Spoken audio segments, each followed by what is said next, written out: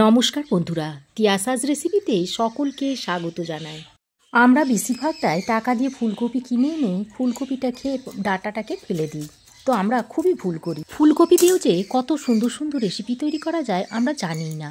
তো আজ আমি সেরকমই একটা রেসিপি নিয়ে আপনাদের সামনে হাজির হয়েছি।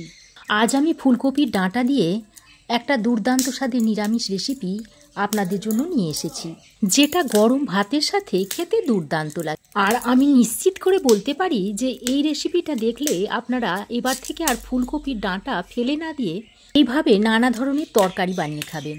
তো রেসিপিটা তৈরি করার জন্য এখানে আমি ফুলকপির ডাঁটা নিয়ে নিয়েছি।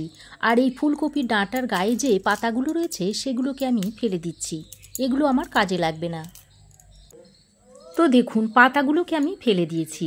আর এই ডাঁটাগুলোকে নিয়ে প্রথমে ছোট ছোট এইভাবে পিস করে নিচ্ছি, তারপর মাঝ বরাবর এইভাবে কেটে নিচ্ছি। তবে ফুলকপির ডাঁটাগুলোকে খুব একদম মিহি করে কাটার দরকার নেই। খুব মিহি করে কুচিয়ে নিলে ফুলকপির ডাঁটার আবার আসল স্বাদটা পাওয়া যাবে না। তো একই রকমভাবে সমস্ত ফুলকপির ডাঁটাগুলোকে আমি কেটে নিচ্ছি। আর ডাঁটার যে অংশগুলো সরু সরু সেগুলোকে আর মাঝ বরাবর কাটার দরকার নেই। আর তারপর আমি এই গোড়ার দিকের অংশটা নিয়ে নিয়েছি। আর গোড়ার দিকের অংশটা চারপাশে যে শক্ত শক্ত অংশগুলো রয়েছে সেগুলোকে কেটে ফেলে দিচ্ছি। তারপর ওই ডাঁটাগুলোর মতো ওই সরু সরু করে আবারও কেটে নিচ্ছি। তো দেখুন, সবগুলো কপির ডাঁটাকে আমি এরকম লম্বা লম্বা করে কেটে নিয়েছি। তো কেটে নেওয়ার পর এবার আমি এগুলোকে একটা পাত্রে তুলে নিচ্ছি।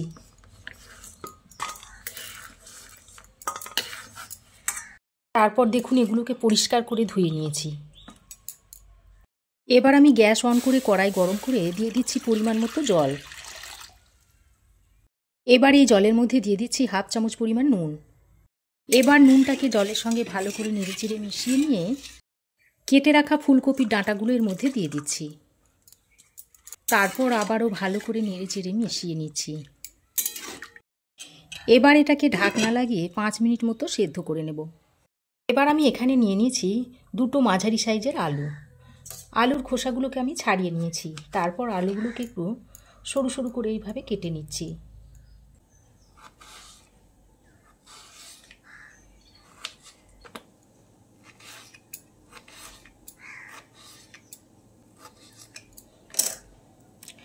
দেখুন, আলুগুলোকে আমি এইরকম একটু সরু সরু করে কেটে নিচ্ছি।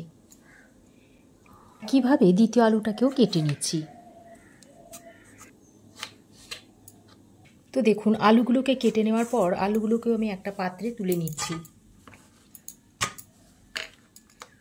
এদিকে দেখুন, ততক্ষণে ঢাকা দিয়ে 5 মিনিট কপির ডাঁটাগুলোকে সেদ্ধ করে নিয়েছি। এবার আমি এগুলোকে ছেঁকে তুলে নিচ্ছি।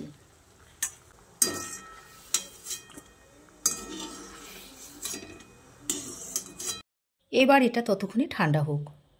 আমি এখানে একটা পাত্রের মধ্যে নিয়ে নিচ্ছি 1 চামচ মতো হলুদ সর্ষে, দিয়ে দিচ্ছি 1 চামচ মতো কালো সর্ষে, আর এর মধ্যে দিয়ে দিচ্ছি 1 চামচ মতো পোস্ত, আর সঙ্গে একটা কাঁচা লঙ্কা দিয়ে দিচ্ছি। এবার এই মশলাটাকে একটা শিলের মধ্যে নিয়ে এই মশলাটাকে আমি বেটে নিচ্ছি।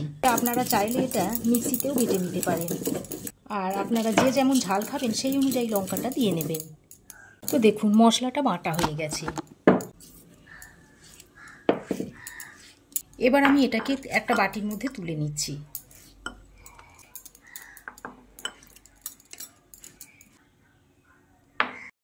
এবার আমি কিছুটা ধনেপাতা বেটে নিচ্ছি।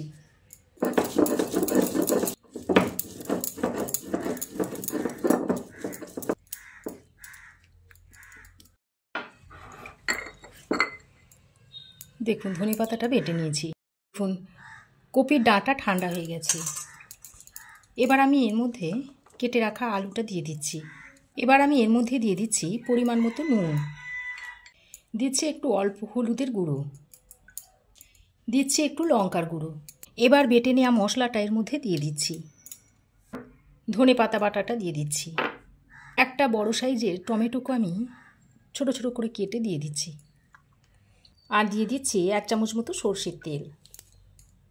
এবার সব কিছুকে একসঙ্গে ভালো করে মেখে নিতে হবে। আর এমনভাবে মেখে নিতে হবে যেন এখানেই মনে হয় যে অর্ধেক রান্নাটা হয়ে গেছে। তো দেখুন, সব কিছুকে আমি খুব ভালো করে মেখে নিচ্ছি।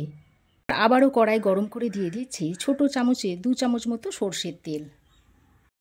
এবার তেল ভালোভাবে গরম হয়ে এলে এখানে আমি কয়েকটা ডালের বড়ি নিয়েছি, সেই ডালের বড়িগুলো এর মধ্যে দিয়ে দিচ্ছি।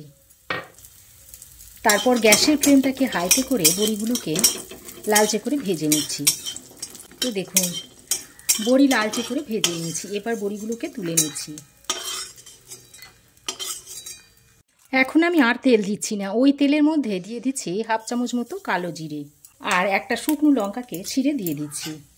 এবার কালো জিরে আর শুকনো লঙ্কাটাকে কয়েক সেকেন্ড ভেজে নিয়ে ফুলকপির যে ডাঁটাটা মেখে রেখেছিলাম সেটা এর মধ্যে দিয়ে দিচ্ছি। আর এই থালাতে অল্প পরিমাণে জল দিয়ে সেটা এখানে দিয়ে দিচ্ছি। তারপর ভালো করে নেড়ে চেড়ে মিশিয়ে নিচ্ছি। তবে খুব বেশি কষানোর দরকার নেই, অল্প কয়েকবার নেড়ে চেড়ে মিশিয়ে নিলেই হবে। দেখুন খুব ভালো করে নেড়ে চেড়ে মিশিয়ে নিয়েছি। এবার আমি এর মধ্যে আরও একটু অল্প পরিমাণে জল দিয়ে দিচ্ছি। তবে খুব বেশি জল দেওয়ার দরকার নেই, সবজিটা সেদ্ধ হবার মতো জলটা দিয়ে দিলেই হবে। দেখুন সবজিগুলোকে সেদ্ধ হবার মতো জলটা আমি দিয়ে দিয়েছি। এবার ভালো করে আরও একবার নেড়ে চেড়ে মিশিয়ে নিয়ে এবার আমি একটা ঢাকনা লাগিয়ে 10 থেকে 12 মিনিট মতো রান্না করে নেব। ওদিকে রান্নাটা হতে থাক, আর এদিকে আমি একটা গ্যাসের অন্য বার্নারে একটা তড়কা প্যানের মধ্যে দিয়ে দিচ্ছি 1 চামচ মতো গোটা জিরে আর 1/2 চামচ মতো দিয়ে দিচ্ছি কালো জিরে। এবার গ্যাসের ফ্লেমটাকে লো টু মিডিয়ামে করে গোটা জিরে আর কালো জিরেটাকে ভালো করে নেড়ে চেড়ে ভেজে নিচ্ছি। এবার হালকা যখন এরকম একটু চটপট করতে শুরু করবে সেই পর্যায়ে নামিয়ে নিতে হবে। গ্যাসের ফ্লেমটাকে বন্ধ করে নামিয়ে এটাকে আমি একটা অন্য পাত্রে সঙ্গে সঙ্গে ঢেলে নিচ্ছি, তা না হলে পুড়ে যাবে। তো দেখুন মশলাটাকে আমি ঠান্ডা করে গুঁড়ো করে নিয়েছি। এদিকে দেখুন ঢাকা দিয়ে আমি 10 মিনিট রান্না করে নিয়েছি, তারপর ঢাকাটা খুলে নিয়েছি। এবার দেখি সবজি সব ভালোভাবে সেদ্ধ হয়েছে কিনা। দেখুন আলু কপির ডাঁটা খুব ভালোভাবে সেদ্ধ হয়ে গেছে। এবার আমি যে বড়িগুলো ভেজে রেখেছিলাম সেইগুলো এইভাবে হাতের সাহায্যে একটু ভেঙে ভেঙে দিয়ে দিচ্ছি।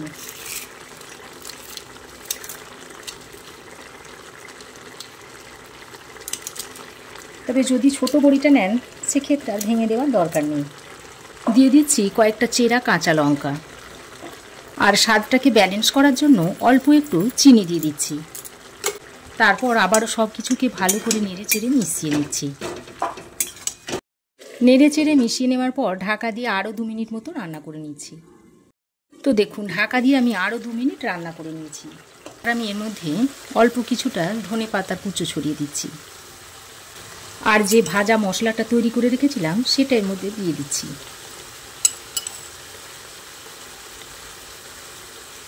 এবার আবারও সব কিছুকে একসঙ্গে ভালো করে নেড়ে চেড়ে মিশিয়ে নিচ্ছি।